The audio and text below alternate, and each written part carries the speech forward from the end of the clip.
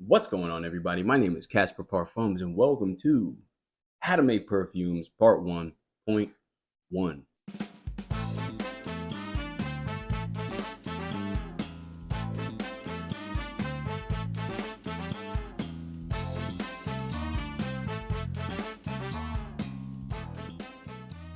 So, I've been doing a lot of thinking, and I'm going to be terse. I just kind of want to say that before I had started my channel, I had initially thought about doing instructionals on how to make perfumes. Instead, I was like, oh, let me do the fragrance review route. But in fact, I got to be honest, I would say maybe half the time I'd actually be into it, and a lot of the perfumes I would smell are not all that interesting. So I said, you know what? Why not just switch it up, go the route I had initially wanted to do, which was how to make perfumes. So if you're looking for fragrance reviews,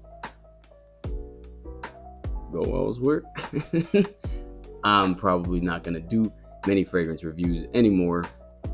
I think I just want just what the fuck is it? This I think I just want to focus solely on how to make perfumes. So over the last 2 weeks or so, I've been developing a little curriculum, maybe, on how to go about doing that.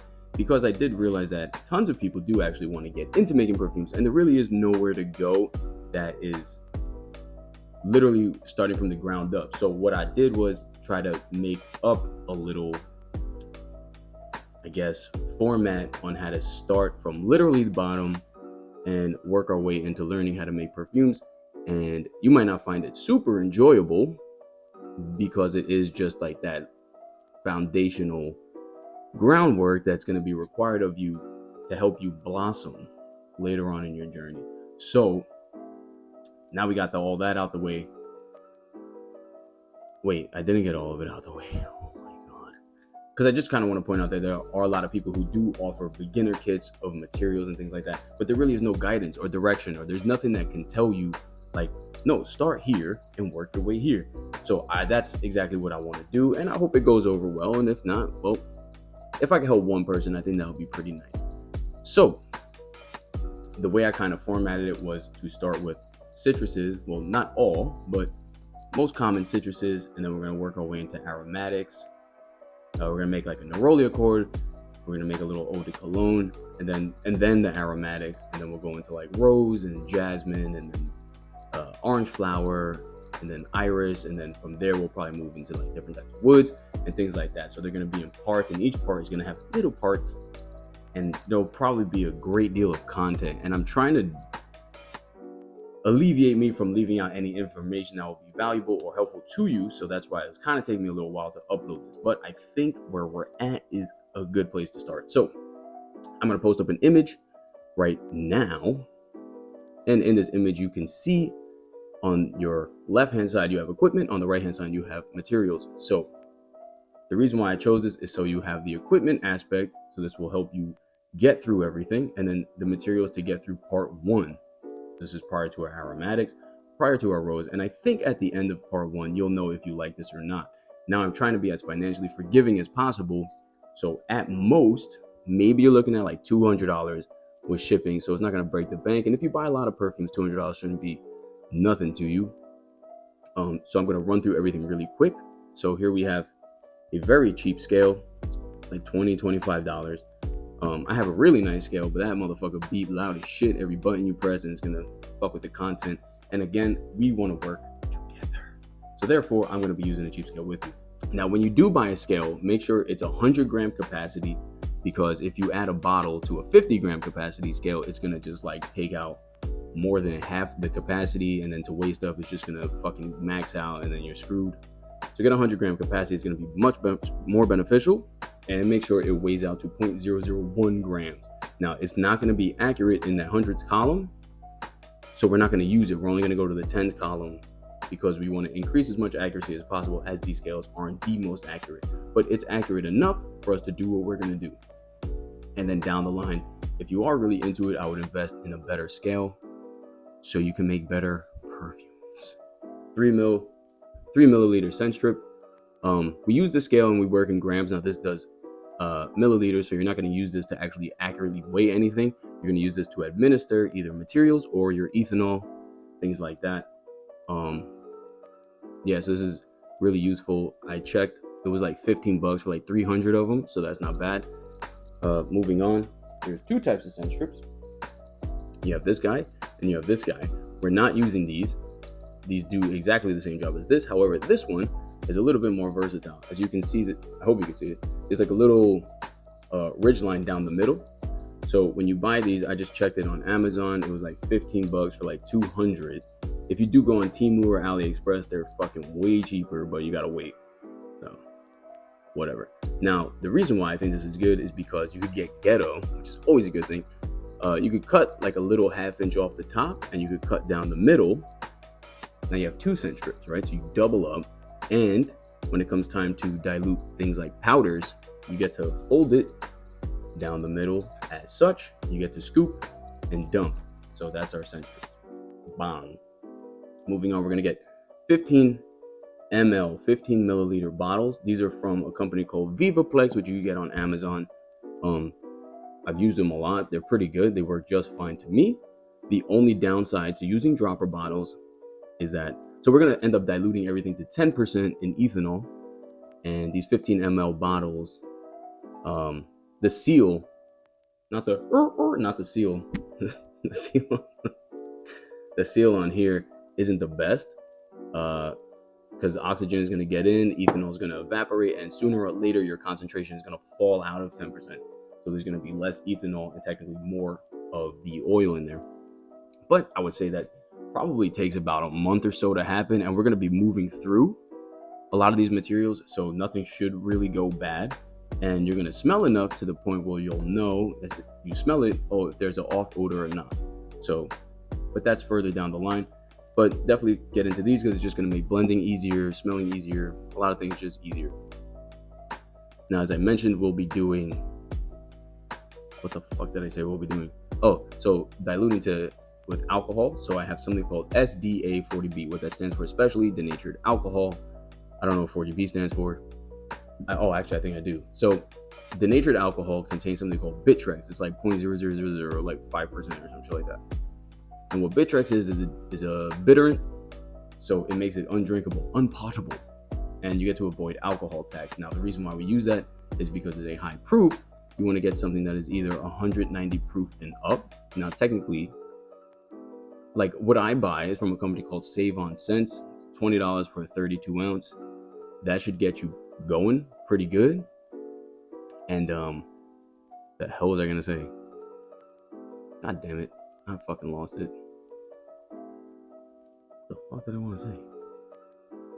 Oh, so ethanol, when coupled with oxygen, it takes in water.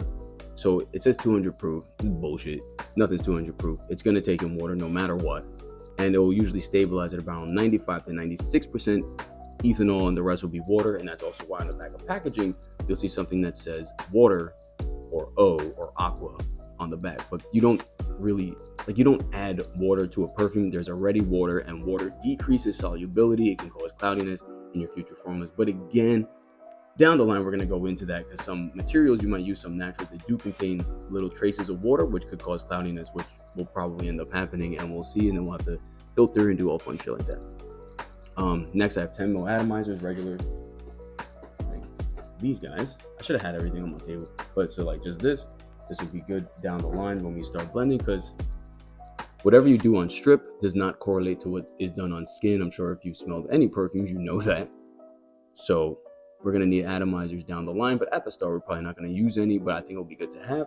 And last but not least, I buy these cups on Amazon, and this is what we'll be doing our trials in. Fortunately, these cups are good enough to the point where the material does not like fucking melt the plastic. So that's really good. If you care about the environment, get a life, dude. Go fucking cement your hand to the street. So we're just going to use these to blend. Because if you use beakers and glass, and you gotta sanitize, clean, all that good stuff. And I think that's more so down the line when you have full formulas and you're ready to manufacture and you're gonna be all official tissue. That's when you would do that. Really quick, we're gonna run through the materials you need. So we're gonna need bergamot oil, lemon oil, lime, sweet orange, petted grain, and then our synthetics will be linalool. Sorry, I got a paper here. Linalool acetate, alpha terpeneal, neryl acetate, orontiol. I'll get into that, and then indolirol. So on Perfume's Apprentice, I made a cart. It was about $70 plus your shipping. So $70 is not going to break your bank. That's pretty good. And that's getting all of the 15 ml options for each material. So 15 ml should carry you pretty good, I would say. Yeah, you'd be good with 15 ml. And again, the reason why we dilute is so you don't have to use so much material from that neat stock. And then in Dollarome, that's going to come in a crystal form, and they have an 8-gram option. I think it was like $8, so that's not bad. So we're gonna have to dilute that. But yeah, so you have your synthetics and your naturals, which are just essential oils, which we'll be using all in part 1. Now that that's out the way, I just want to touch briefly on what perfumes are made of before we begin. So perfumes are literally just a mixture, an alcoholic mixture with a concentrate of, again, naturals and synthetic odorant materials. Now also, in most contemporary fragrances, they contain things like emollients, things to soften the skin. They have some vitamin E, some antioxidants, something else. Like they might have something called BHT, which stands for butylated hydroxytoluene, which helps with oxidizing, and it kind of helps elongate the fragrance to not turn into shit, which is very good. We could use that, but we're not going to use it now. As I said, we're doing baby steps, so no need to worry. Really quick, I'm going to touch on naturals. So naturals, your main things you'll be using are essential oils, absolutes, holy shit, resins, and CO2 extracts. There might be some concretes, but I don't think we're going to get too into that. So pretty much essential oils is just steam distillation. So they pass steam through a plant, and then, or whatever the fucking thing is, and then they just separate the oil from what turns to water because it's cooled down. Absolutes, it's a solvent extraction. They typically use hexane, and then it just like extracts the volatiles. Then it forms something called a concrete, and then they use ethanol on the concrete to extract more of the volatiles, and then the ethanol is evaporated off, leaving you with an absolute. Resins, they just occur off like a fucking tree, whatever. And then you have CO2s, which is like they compress carbon dioxide, they do some chemistry shit, and that's it.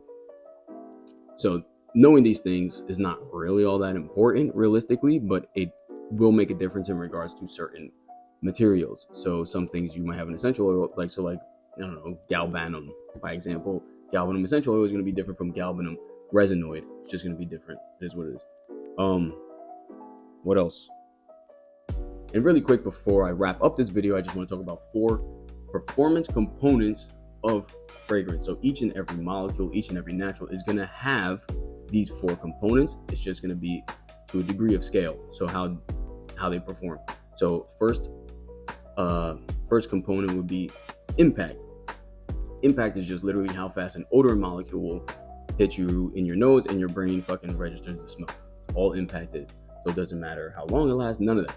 It's literally just wow, and that's it. So something like isoamyl acetate, which smells heavily of bananas, has a very large impact. It'll hit you real quick. Next up is something called diffusion. Diffusion is what we all like to call sillage, that bloom, that cloud. So it's like the odorant's capacity for how far off where it was applied goes, right? So there's tons of diffusive materials. So something like cashmere has diffusion, Isoe Super has diffusion, so it's not super strong, but you can smell it in the air. That's all diffusion is. Now there's something called tenacity. Tenacity is just how long something lasts. It has nothing to do about its impact, its power, its diffusion, none of that. It is strictly how long it lasts. And then there's something called volume, and volume is literally the combination of diffusion and tenacity. So what could be good? Something like ambroxan. We've all heard of ambroxan. Ambroxan, it lasts a long time, and it has a lot of diffusion, so it's going to have volume. Look, I'm voguing over here. I think that's all I really want to talk on this one.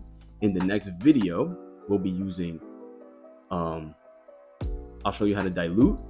We're going to do 5 of our materials, which will be all of the naturals we'll be doing. So that'll be bergamot, lemon, lime, orange, and petitgrain. So we'll be doing that. So have your ethanol ready, have your scale ready, have those 5 ready, and we're going to dilute them to 10%. I'll show you quickly how to dilute, and then we're going to get into smelling and how to smell, because we need to know how to smell in order to move on and progress. So thank you for watching. I will see you in part 1.2. This is, I said, just a quick little brief introduction to what we'll be doing, and everything slowly but surely will get more and more in depth. Let's have fun. Let's do it. Join me on this journey. Ding! See you on the next one. Adios, amigos.